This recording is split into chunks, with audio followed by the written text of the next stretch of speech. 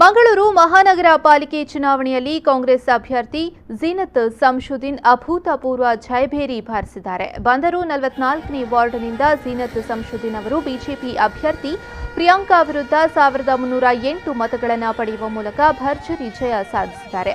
BJP ಅಭ್ಯರ್ಥಿ ಪ್ರಿಯಾಂಕಾ ಅವರು 1281 ಮತಗಳನ್ನು ಪಡೆಯುವ ಮೂಲಕ 27 ಮತಗಳ ಅಂತರದಲ್ಲಿ ಸೋಲನ್ನು ಅನುಭವಿಸಿದ್ದಾರೆ. ಈ ಹಿನ್ನೆಲೆ ಕಾಂಗ್ರೆಸ್ ಕಾರ್ಯಕರ್ತರು ಪಟಾಕಿ ಸಿಡಿಸಿ ಸಂಭ್ರಮಾಚರಣೆಯನ್ನ ನಡೆಸಿದರು.